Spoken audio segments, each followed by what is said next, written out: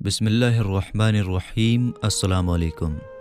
دوستو، پچھلے پارٹ میں آپ نے سنا حضور پاک صلی اللہ تعالیٰ علیہ وسلم کی امی کی وفات اور آپ صلی اللہ تعالیٰ علیہ وسلم کے دادا عبد المطلب کی وفات، پھر اپنے چچا ابو طالب کے ساتھ تجارتی سفر، پھر جنگ فجار، اور پھر جب آپ جوان ہوئے تو حضرت بی بی خدیجہ رضی اللہ تعالیٰ عنہا کے ساتھ آپ کا نکاح ہوا، اور پھر اس کے بعد آگے کا واقعہ آپ سنیں۔ آپ صلی اللہ تعالیٰ علیہ وسلم کی سچائی اور ایمانداری کی وجہ سے مخلوق میں مقبولیت کا ایسا درجہ عطا فرما دیا کہ کم عمر میں آپ صلی اللہ تعالیٰ علیہ وسلم نے عرب کے بڑے بڑے سرداروں کے جھگڑوں کا ایسا لاجواب فیصلہ فرما دیا کہ بڑے بڑے دانشوروں اور سرداروں نے اس فیصلے کی عظمت کے آگے سر جھکا دیا، اور سب نے مل کر آپ صلی اللہ تعالیٰ علیہ وسلم کو اپنا سردار مان لیا۔ چنانچہ اس قسم کا ایک واقعہ کعبہ کی تعمیر کے وقت پیش آیا، جس کی ڈیٹیل یہ ہے کہ جب آپ صلی اللہ تعالیٰ علیہ وسلم کی عمر مبارک 35 سال کی ہوئی تو زوردار بارش سے کعبہ میں ایسا سیلاب آ گیا کہ کعبے کی عمارت بالکل گر گئی۔ حضرت ابراہیم و حضرت اسماعیل کا بنایا ہوا کعبہ بہت پرانا ہو چکا تھا۔ عمالقہ، قبیلہ جرہم اور قصے وغیرہ اپنے اپنے وقتوں میں اس کعبے کی تعمیر اور مرمت کرتے رہے تھے، مگر چونکہ عمارت نچلی جگہ میں تھی اس لیے پہاڑوں سے برساتی پانی کے بہاؤ کا زوردار دھارا مکہ سے ہو کر گزرتا تھا اور اکثر کعبہ میں سیلاب آ جاتا تھا۔ کعبے کی حفاظت کے لیے اوپری حصے میں قریش نے کئی باندھ بھی بنائے تھے، مگر وہ باندھ بار بار ٹوٹ جاتے تھے، اس لیے قریش نے یہ طے کیا کہ عمارت کو گرا کر پھر سے کعبے کی ایک مضبوط عمارت بنائی جائے جس کا دروازہ اونچا ہو اور چھت بھی ہو۔ چنانچہ قریش نے مل جل کر تعمیر کا کام شروع کر دیا۔ اس تعمیر میں حضور پاک صلی اللہ تعالیٰ علیہ وسلم بھی شامل ہوئے اور قریش کے سرداروں کے ساتھ اپنے کاندھے مبارک پر پتھر اٹھا اٹھا کر لاتے رہے۔ الگ الگ خاندان نے تعمیر کے لیے الگ الگ حصے آپس میں بانٹ لیے۔ جب عمارت حجر اسود تک پہنچ گئی تو خاندانوں میں سخت جھگڑا ہو گیا۔ ہر خاندان یہی چاہتا تھا کہ ہم ہی حجر اسود کو اٹھا کر دیوار میں لگائیں تاکہ ہمارے خاندان کے لیے یہ فخر کرنے کی وجہ بن جائے۔ اس جھگڑے میں 4 دن گزر گئے اور نوبت یہاں تک پہنچ گئی کہ لوگوں نے تلواریں نکال لی۔ بنو ابو الدار اور بنو عدی کے خاندان نے تو اس پر جان کی بازی لگا دی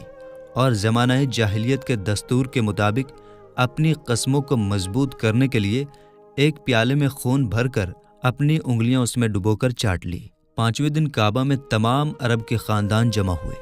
اور اس جھگڑے کو سلجھانے کے لیے ایک بڑے بوڑھے شخص نے یہ مشورہ دیا کہ کل جو شخص صبح سویرے سب سے پہلے کعبہ میں داخل ہو اس کو پنچ مان لیا جائے اور وہ جو فیصلہ کر دے سب اس کو مان لیں۔ چنانچہ سب نے یہ بات مان لی۔ اللہ تعالیٰ کی شان کہ صبح جو شخص کعبہ میں داخل ہوا وہ حضور رحمت عالم صلی اللہ تعالیٰ علیہ وسلم ہی تھے۔ آپ کو دیکھتے ہی سب پکار اٹھے کہ واللہ یہ امین ہیں، لہٰذا ہم سب ان کے فیصلے پر راضی ہیں۔ آپ صلی اللہ تعالیٰ علیہ وسلم نے اس جھگڑے کا اس طرح فیصلہ فرمایا کہ پہلے آپ نے یہ حکم دیا کہ جس جس خاندان کے لوگ حجر اسود کو اس کی جگہ پر رکھنا چاہتے ہیں ان کا ایک ایک سردار چن لیا جائے۔ چنانچہ ہر خاندان والوں نے اپنا اپنا سردار چن لیا۔ پھر حضور صلی اللہ تعالیٰ علیہ وسلم نے اپنی چادر مبارک کو بچھا کر حجر اسود کو اس پر رکھا اور سرداروں کو حکم دیا کہ سب لوگ اس چادر کو تھام کر مقدس پتھر کو اٹھائیں۔ چنانچہ سب سرداروں نے چادر کو اٹھایا اور حجر اسود اپنی جگہ تک پہنچ گیا تو حضور پاک صلی اللہ تعالیٰ علیہ وسلم نے اپنے مبارک ہاتھوں سے اس مقدس پتھر کو اٹھا کر اس کی جگہ رکھ دیا۔ اس طرح ایک ایسی خون خرابے والی لڑائی ٹل گئی جس کے نتیجے میں پتہ نہیں کتنا خون خرابہ ہوتا۔ خانہ کعبہ کی عمارت بن گئی، لیکن تعمیر کے لیے جو سامان جمع کیا گیا تھا وہ کم پڑ گیا، اس لیے ایک طرف کا کچھ حصہ باہر چھوڑ کر نئی بنیاد بنا کر چھوٹا سا کعبہ بنا لیا گیا۔ کعبہ معظمہ کا یہی حصہ جس کو قریش نے عمارت سے باہر چھوڑ دیا حتیم کہلاتا ہے، جس میں کعبہ معظمہ کی چھت کا پانی گرتا ہے۔ اعلان نبوت سے پہلے جو آپ کے خاص دوست تھے وہ سب بہت ہی اونچے مرتبے والے اور اخلاق مند تھے۔ ان میں سب سے زیادہ قریب حضرت ابو بکر رضی اللہ تعالیٰ عنہ تھے، جو سالوں سال آپ صلی اللہ تعالیٰ علیہ وسلم کے ساتھ رہے، چاہے سفر ہو یا سفر نہ ہو، اور بزنس ہو یا دوسرے معاملات، ہمیشہ آپ حضور صلی اللہ تعالیٰ علیہ وسلم کے ساتھ رہے، اور آپ حضور کے اتنے قریب تھے کہ حضور آپ کو راز کی باتیں بتاتے تھے۔ اسی طرح حضرت خدیجہ رضی اللہ تعالیٰ عنہا کے چچا زاد بھائی حضرت حکیم بن حجام رضی اللہ تعالیٰ عنہ، جو قریش کے بہت بڑے رئیس تھے اور جن کو اللہ تعالیٰ نے یہ خاص شرف دیا کہ ان کی پیدائش خانہ کعبہ کے اندر ہوئی تھی، یہ بھی حضور صلی اللہ تعالیٰ علیہ وسلم کے خاص دوست میں سے تھے۔ حضرت جماعت بن ثعلبہ رضی اللہ تعالیٰ عنہ، جو جاہلیت کے زمانے میں حجامہ کا کام کرتے تھے، یہ بھی خاص دوست میں سے تھے۔ حضور صلی اللہ تعالیٰ علیہ وسلم کے اعلان نبوت کے بعد یہ اپنے گاؤں سے مکہ آئے تو قریش کے کافروں کے منہ سے یہ بکواس پرچار کرتے ہوئے سنا کہ محمد صلی اللہ تعالیٰ علیہ وسلم دیوانہ ہو گئے ہیں، معاذ اللہ۔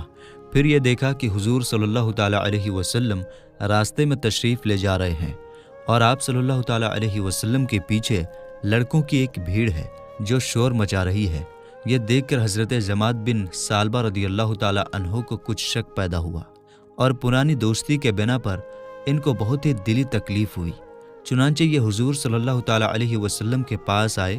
اور کہنے لگے کہ اے محمد صلی اللہ تعالیٰ علیہ وسلم، میں ڈاکٹر ہوں اور دیوانے پن کا علاج کر سکتا ہوں۔ یہ سن کر حضور پاک صلی اللہ تعالیٰ علیہ وسلم نے اللہ تعالیٰ کی حمد و ثنا کے بعد کچھ جملے ارشاد فرمائے، جن کا حضرت جماعت بن ثعلبہ رضی اللہ تعالیٰ عنہ کے دل پر اتنا گہرا اثر پڑا کہ وہ فوراً ہی اسلام میں داخل ہو گئے۔ حضرت قیس بن صائب مخزومی رضی اللہ تعالیٰ عنہ تجارت کے کاروبار میں یعنی بزنس کے سلسلے میں آپ صلی اللہ تعالیٰ علیہ وسلم کے ساتھ شامل رہا کرتے تھے۔ آپ صلی اللہ تعالیٰ علیہ وسلم کے گہرے دوستوں میں سے تھے۔ کہا کرتے تھے کہ حضور اکرم صلی اللہ تعالیٰ علیہ وسلم کا معاملہ اپنے بزنس پارٹنروں کے ساتھ ہمیشہ بہت ہی صاف ستھرا رہتا تھا اور کبھی کوئی جھگڑا پیش نہیں آتا تھا۔ حضور اکرم صلی اللہ تعالیٰ علیہ وسلم کا اصل خاندانی پیشہ تجارت تھا یعنی بزنس تھا،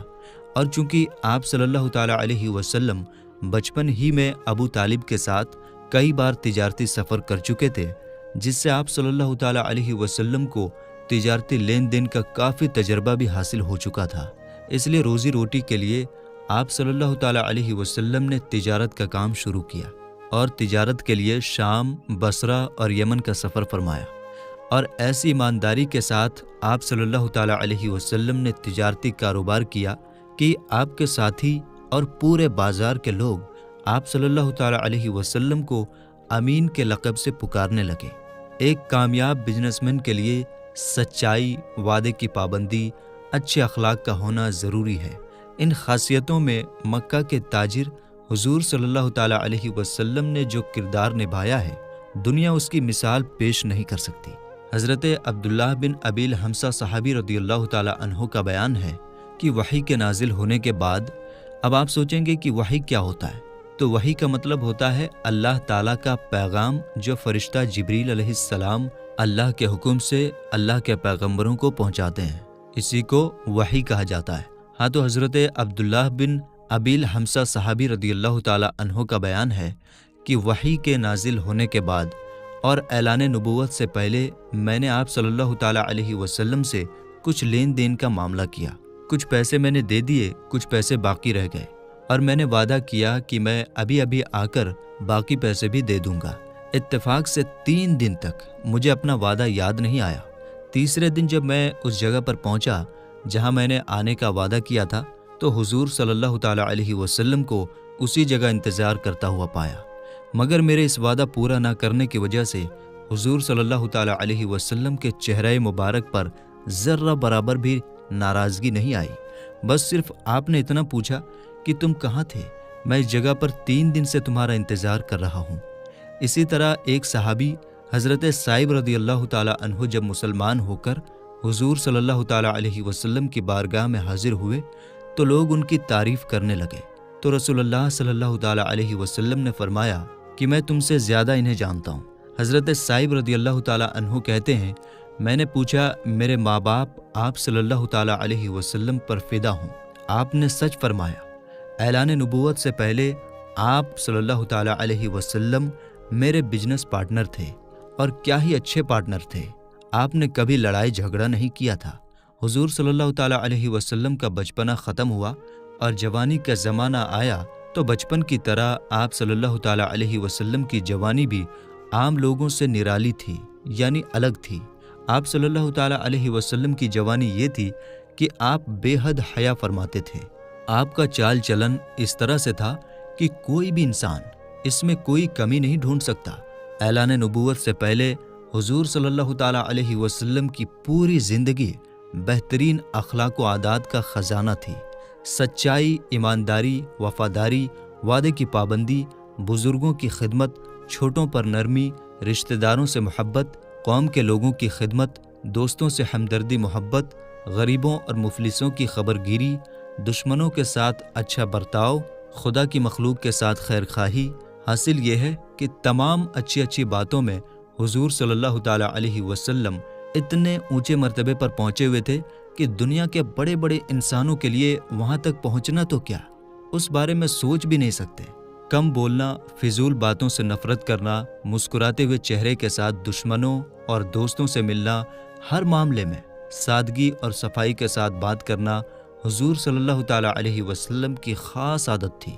حضور صلی اللہ تعالیٰ علیہ وسلم لالچ، دغابازی، فریب، دھوکہ، جھوٹ، شراب نوشی، بد کرداری، ناچ گانا، لوٹ مار، چوری ڈکیتی، گالی گلوچ، عشق بازی، تمام بری باتیں اور عادتیں جو جاہلیت کے زمانے میں ہر بچے کے اندر موجود ہوتی تھی، حضور صلی اللہ تعالیٰ علیہ وسلم کی زندگی ان تمام عیبوں سے پوری طرح پاک اور صاف ستھری رہی ہے۔ حضور صلی اللہ تعالیٰ علیہ وسلم کی سچائی اور ایمانداری کا چرچا پورے عرب میں تھا۔ مکہ کے ہر چھوٹے بڑے لوگوں کے دلوں میں حضور صلی اللہ تعالیٰ علیہ وسلم کے اچھے اخلاق کا چرچا تھا۔ بچپن سے لے کر تقریباً 40 سال کی عمر شریف ہو گئی، لیکن زمانہ جاہلیت کے ماحول میں رہنے کے باوجود شرک اور بت پرستی سے آپ کا دامن ہمیشہ پاک رہا۔ مکہ شرک اور بت پرستی کا سب سے بڑا سینٹر تھا، کیندر تھا۔ خود خانہ کعبہ میں 360 بتوں کی پوجا ہوتی تھی۔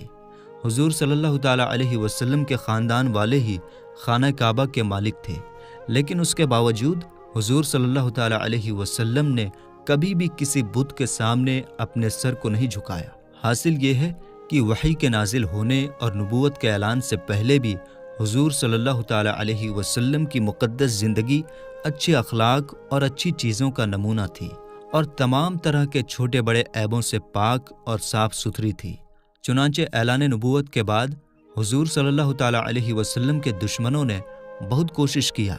کہ کوئی چھوٹا سا عیب یا اخلاق سے گری ہوئی کوئی بات آپ کی زندگی کے کسی بھی دور میں مل جائے تو اس کو اچھال کر آپ کی زندگی میں کوئی گندا داغ لگا سکیں، آپ کو ذلیل کر سکیں۔ مگر اتہاس گواہ ہے کہ ہزاروں دشمن سوچتے سوچتے تھک گئے، کوشش کرتے کرتے زندگی کی سانس ختم ہو گئی، لیکن انہیں کوئی ایسا واقعہ نہیں مل سکا جس کی وجہ سے آپ صلی اللہ تعالیٰ علیہ وسلم کی زندگی پر کوئی عیب لگا سکے یا آپ کی عزت پر انگلی اٹھا سکے۔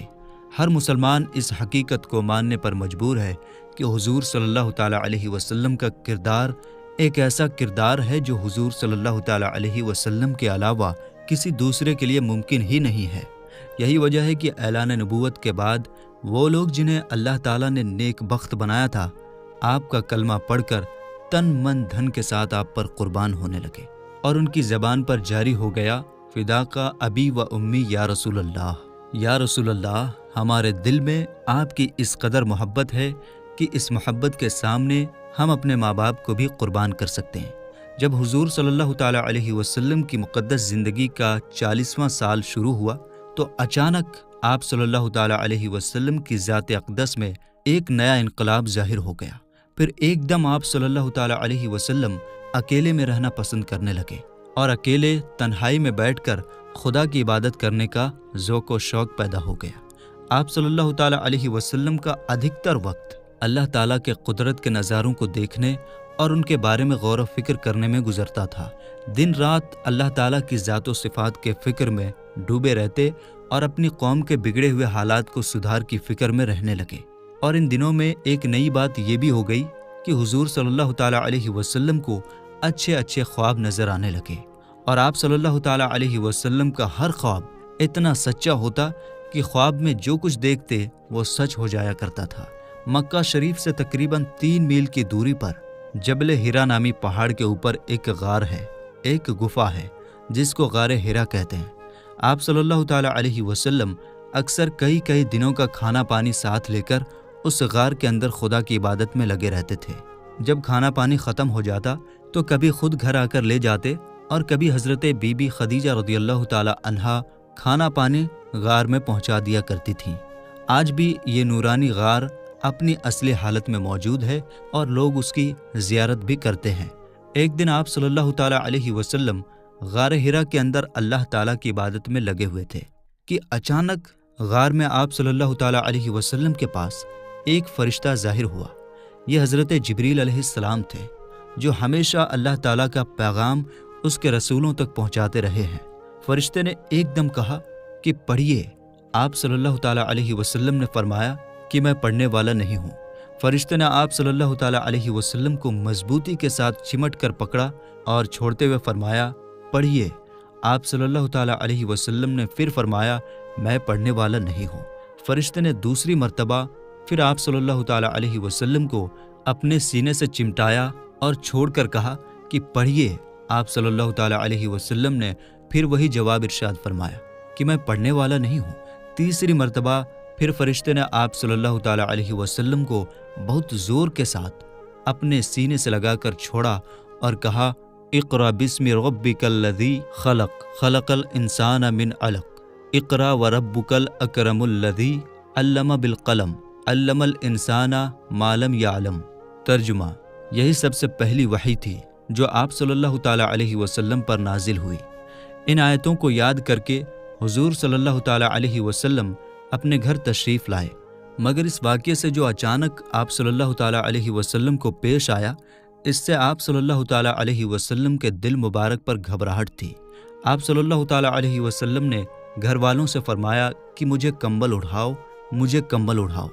जब आप सल्लल्लाहु ताला अलैहि वसल्लम का खौफ दूर हुआ और कुछ सुकून हुआ तो आप सल्लल्लाहु ताला अलैहि वसल्लम ने हज़रत बीबी खदीजा रज़ियल्लाहु ताला अन्हा से गार में पेश आने वाला वाक़या बयान किया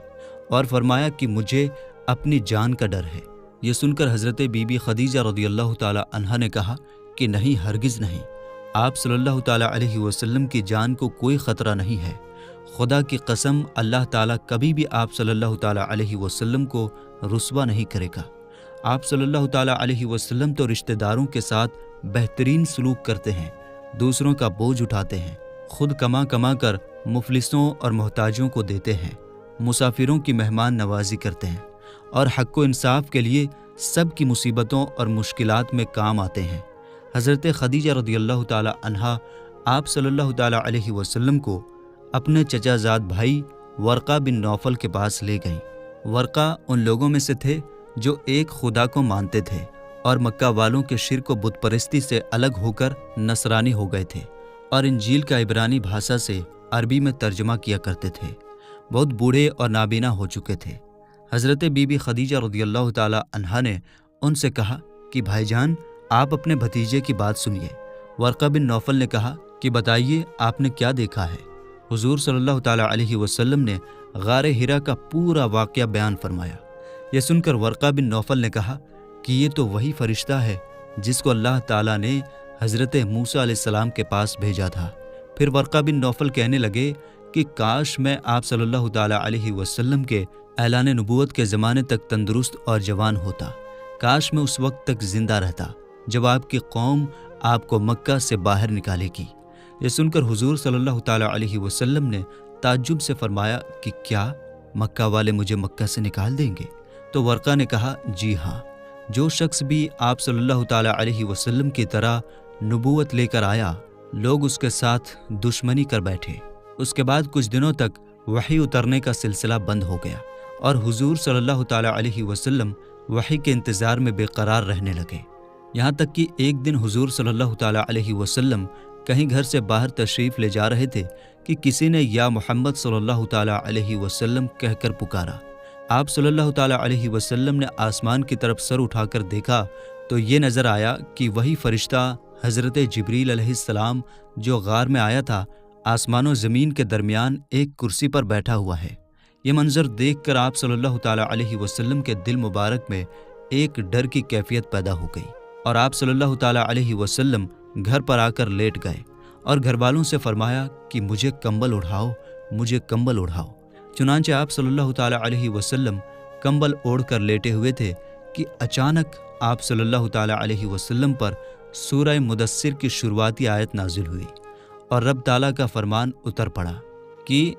یا ایھا المدثر قم فانذر وربک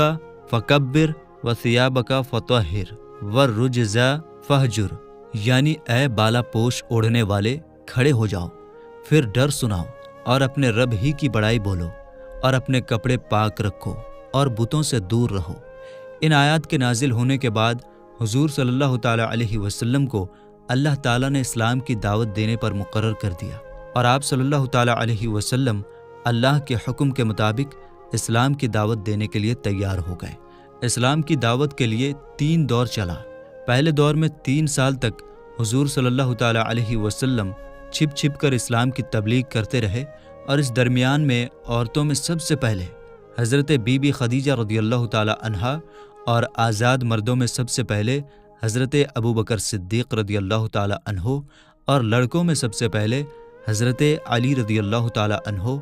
اور غلاموں میں سب سے پہلے حضرت زید بن حارثہ رضی اللہ تعالیٰ عنہ ایمان لائے۔ پھر حضرت ابو بکر صدیق کی دعوت و تبلیغ سے حضرت عثمان غنی، حضرت زبیر بن عوام، حضرت عبد الرحمن بن عوف، حضرت سعد بن ابی وقاص، حضرت طلحہ بن عبیدہ رضی اللہ تعالیٰ عنہم بھی جلد ہی دامن اسلام میں آ گئے۔ پھر کچھ دنوں کے بعد حضرت ابو عبیدہ بن جراح، حضرت ابو سلمہ، عبداللہ بن عبد الاسد، حضرت ارقم بن ابو ارقم، حضرت عثمان بن مظعون اور ان کے دونوں بھائی حضرت قدامہ اور حضرت عبداللہ رضی اللہ تعالیٰ عنہم بھی اسلام میں داخل ہو گئے۔ پھر کچھ زمانے کے بعد حضرت ابو ذر غفاری اور حضرت صہیب رومی، حضرت عبیدہ بن حارث بن عبد المطلب، سعید بن زید بن عمرو بن نوفل اور ان کی بیوی فاطمہ بنت خطاب، حضرت عمر کی بہن رضی اللہ تعالیٰ عنہم نے بھی اسلام قبول کر لیا، اور حضور صلی اللہ تعالیٰ علیہ وسلم کی چچی حضرت ام الفضل، حضرت عباس بن عبد المطلب کی بیوی اور حضرت اسماء بنت ابو بکر رضی اللہ تعالیٰ عنہم بھی مسلمان ہو گئیں۔ ان کے علاوہ دوسرے بہت سے مردوں اور عورتوں نے بھی اسلام قبول کر لیا۔ 3 سال تک چھپ کر اسلام کی دعوت دینے سے ایک مسلمانوں کی جماعت تیار ہو گئی۔ اس کے بعد اللہ تعالیٰ نے اپنے حبیب صلی اللہ تعالیٰ علیہ وسلم پر سورہ شعراء کی آیت وَأَنذِرْ عَشِيرَتَكَ الْأَقْرَبِينَ نازل فرمائے، اور اللہ تعالیٰ کا حکم ہوا کہ اے محبوب، آپ اپنے قریبی خاندان والوں کو خدا سے ڈرائیے۔ تو حضور صلی اللہ تعالیٰ علیہ وسلم نے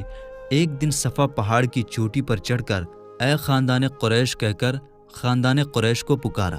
جب قریش والے سب جمع ہو گئے تو آپ صلی اللہ تعالیٰ علیہ وسلم نے فرمایا کہ اے میری قوم، اگر میں تم لوگوں سے یہ کہہ دوں کہ اس پہاڑ کے پیچھے ایک فوج چھپی ہوئی ہے جو تم پر حملہ کرنے والی ہے، تو کیا تم لوگ میری بات کا یقین کر لو گے؟ تو سب نے ایک جٹ ہو کر کہا ہاں ہاں، ہم یقیناً آپ صلی اللہ تعالیٰ علیہ وسلم کی بات کا یقین کر لیں گے، کیونکہ ہم نے آپ صلی اللہ تعالیٰ علیہ وسلم کو ہمیشہ سچ اور امین ہی پایا ہے۔ آپ صلی اللہ تعالیٰ علیہ وسلم نے فرمایا کہ اچھا، تو پھر میں یہ کہتا ہوں کہ میں تم لوگوں کو اللہ کے عذاب سے ڈرا رہا ہوں، اور اگر تم لوگ ایمان نہ لاؤ گے تو تم پر اللہ کا عذاب اتر پڑے گا۔ یہ سن کر تمام قریش، جن میں آپ صلی اللہ تعالیٰ علیہ وسلم کا چچا ابو لہب بھی تھا، سخت ناراض ہو کر سب کے سب چلے گئے اور آپ صلی اللہ تعالیٰ علیہ وسلم کی شان میں اول فول بکنے لگے۔ تیسرا دور، اب وہ وقت آ گیا کہ اعلان نبوت کے 4تھے سال سورہ حجر کی آیت فَاصْدَعْ بِمَا تُؤْمَرُ نازل فرمائی، اور اللہ تعالیٰ نے یہ حکم فرمایا اے محبوب، آپ کو جو حکم دیا گیا اس کو علل اعلان فرمائیے، یعنی اعلانیہ طور پر بیان کیجیے۔ چنانچہ اس کے بعد آپ صلی اللہ تعالیٰ علیہ وسلم اعلانیہ طور پر اسلام کی دعوت دینے لگے اور شرک اور بت پرستی کی خلم خلا برائی بیان کرنے لگے، اور تمام قریش بلکہ پورا عرب آپ کی مخالفت پر اتر گیا، آپ کے دشمن ہو گئے، اور حضور صلی اللہ تعالیٰ علیہ وسلم اور مسلمانوں کو تکلیف دینا شروع کر دیا۔ کفار مکہ خاندان بنو ہاشم کے بدلہ اور لڑائی شروع ہو جانے کے ڈر سے حضور صلی اللہ تعالیٰ علیہ وسلم کو قتل تو نہیں کر سکے لیکن طرح طرح کی تکلیفوں سے آپ پر ظلم و ستم کا پہاڑ توڑنے لگے۔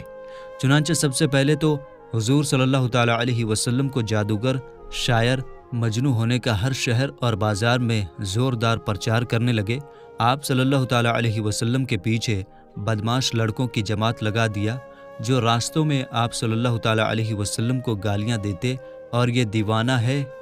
ہے کا شور مچا مچا کر آپ صلی اللہ تعالیٰ علیہ وسلم کے اوپر پتھر پھینکتے۔ کبھی کفار مکہ آپ صلی اللہ تعالیٰ علیہ وسلم کے راستے میں کانٹے بچھاتے، کبھی آپ صلی اللہ تعالیٰ علیہ وسلم کے جسم مبارک پر نجاست ڈالتے، کبھی آپ صلی اللہ تعالیٰ علیہ وسلم کو دھکا دیتے، کبھی آپ صلی اللہ تعالیٰ علیہ وسلم کی مقدس اور نازک گردن میں چادر کا پھندا ڈال کر گلا گھونٹنے کی کوشش کرتے۔ روایت ہے کہ ایک مرتبہ آپ صلی اللہ تعالیٰ علیہ وسلم حرم کعبہ میں نماز پڑھ رہے تھے کہ ایک دم پتھر دل کافر عقبہ بن ابی معیط نے آپ صلی اللہ تعالیٰ علیہ وسلم کے گلے میں چادر کا پھندا ڈال کر اس زور سے کھینچا کہ آپ صلی اللہ تعالیٰ علیہ وسلم کا دم گھٹنے لگا۔ چنانچہ یہ منظر دیکھ کر حضرت ابو بکر صدیق رضی اللہ تعالیٰ عنہ بے قرار ہو کر دوڑ پڑے اور عقبہ بن ابی معیط کو دھکا دے کر دور کیا اور یہ کہا کہ کیا تم لوگ ایسے آدمی کو قتل کرتے ہو جو یہ کہتا ہے کہ میرا رب اللہ ہے؟ اس دھکم دھکا میں حضرت ابو بکر صدیق رضی اللہ تعالیٰ عنہ نے کفار کو مارا بھی اور کفار کی مار بھی کھائی۔ کفار آپ صلی اللہ تعالیٰ علیہ وسلم کے معجزات اور روحانی تاثرات کو دیکھ کر آپ صلی اللہ تعالیٰ علیہ وسلم کو سب سے بڑا جادوگر کہتے۔ جب حضور صلی اللہ تعالیٰ علیہ وسلم قرآن شریف کی تلاوت فرماتے تو یہ کفار قرآن اور قرآن کو لانے والے جبریل اور قرآن کو نازل فرمانے والے اللہ تعالیٰ کو اور آپ صلی اللہ تعالیٰ علیہ وسلم کو گالیاں دیتے اور گلی کوچوں میں پہرا بٹھا دیتے کہ قرآن کی آواز کسی کے کان میں نہ پڑنے پائے، اور تالیاں پیٹ پیٹ کر اور سیٹیاں بجا بجا کر اس طرح شور و گل مچاتے کہ قرآن کی آواز کسی کو سنائی نہیں دیتی تھی۔ حضور صلی اللہ تعالیٰ علیہ وسلم جب کہیں کسی عام مجمع میں یا کفار کے میلوں میں قرآن پڑھ کر سناتے یا اسلام کی دعوت دیتے تو آپ صلی اللہ تعالیٰ علیہ وسلم کا چچا ابو لہب آپ صلی اللہ تعالیٰ علیہ وسلم کے پیچھے چلا چلا کر کہتا جاتا تھا کہ اے لوگو، یہ میرا بھتیجا جھوٹا ہے، نعوذ باللہ، یہ دیوانہ ہو گیا ہے، تم لوگ اس کی کوئی بات نہ سنو۔ ایک مرتبہ حضور صلی اللہ تعالیٰ علیہ وسلم ذوالمجاز کے بازار میں اسلام کی دعوت دینے کے لیے گئے اور لوگوں کو کلمہ حق کی دعوت دی تو ابو جہل آپ صلی اللہ تعالیٰ علیہ وسلم پر دھول اڑاتا جاتا تھا اور کہتا تھا کہ اے لوگو، اس کے فریب میں مت آنا، یہ چاہتا ہے کہ تم لوگ بتوں کی پوجا چھوڑ دو۔ اسی طرح ایک مرتبہ جب حضور پاک صلی اللہ تعالیٰ علیہ وسلم حرم کعبہ میں نماز پڑھ رہے تھے، ٹھیک حالت نماز میں ابو جہل نے کہا کہ کوئی ہے جو آل فلاں کے ذبح کیے ہوئے اونٹ کی اوجھڑی لا کر سجدہ کی حالت میں ان کے کندھوں پر رکھ دے۔ یہ سن کر عقبہ بن ابی معیط کافر اٹھا اور اس اوجھڑی کو لا کر حضور صلی اللہ تعالیٰ علیہ وسلم کے کندھے مبارک پر رکھ دیا۔ حضور صلی اللہ تعالیٰ علیہ وسلم سجدے میں تھے، دیر تک اوجھڑی کندھے اور گردن پر پڑی رہی اور کفار ٹھٹھا مار کر ہنستے رہے اور مارے ہنسی کے ایک دوسرے پر گرتے پڑتے رہے۔ آخرکار حضرت بی بی فاطمہ رضی اللہ تعالی عنہا جو ان دنوں ابھی کم عمر کی تھیں، آئیں اور ان کافروں کو برا بھلا کہتے ہوئے اس اوجھڑی کو آپ صلی اللہ تعالیٰ علیہ وسلم کے کاندھے مبارک سے ہٹا دیا۔ حضور صلی اللہ تعالیٰ علیہ وسلم کے دل مبارک پر قریش کی بدماشی سے بہت تکلیف ہوئی اور نماز سے فارغ ہو کر 3 مرتبہ یہ دعا مانگی، اللہم علیکا بقریش، یعنی اے اللہ تو قریش کو اپنی گرفت میں پکڑ لے۔ پھر ابو جہل، عتبہ بن ربیعہ، شیبہ بن ربیعہ، ولید بن عتبہ، امیہ بن خلف، عمارہ بن ولید کا نام لے کر دعا مانگی، الہی ان لوگوں کو اپنی پکڑ میں لے لے۔ حضرت عبداللہ بن مسعود رضی اللہ تعالیٰ عنہ فرماتے ہیں کہ خدا کی قسم میں نے ان سب کافروں کو جنگ بدر میں بدر کے دن دیکھا کہ ان کی لاشیں زمین پر پڑی ہوئی ہیں، پھر ان سب پر کفار کی لاشوں کو بہت ذلت کے ساتھ گھسیٹ کر بدر کے ایک گڈھے میں ڈال دیا گیا، اور حضور صلی اللہ تعالیٰ علیہ وسلم نے فرمایا کہ ان گڈھے والوں پر خدا کی لعنت ہے۔ تو میرے دوستو، ہم سب کے پیارے آقا صلی اللہ تعالیٰ علیہ وسلم کی پوری زندگی پر بننے والی سیریز کا یہ تیسرا پارٹ ہے۔ ہم امید کرتے ہیں کہ آپ کو ویڈیو بالکل پوری طرح سمجھ میں آ گئی ہوگی۔ ویڈیو اگر سمجھ میں آ رہی ہے تو کامنٹ باکس میں ضرور بتایا کریں تاکہ آگے ہم آپ کو اور بہتر طریقے سے سمجھا سکیں۔ ملیں گے انشاءاللہ تعالی پھر اگلی ویڈیو میں۔ السلام علیکم، اللہ حافظ۔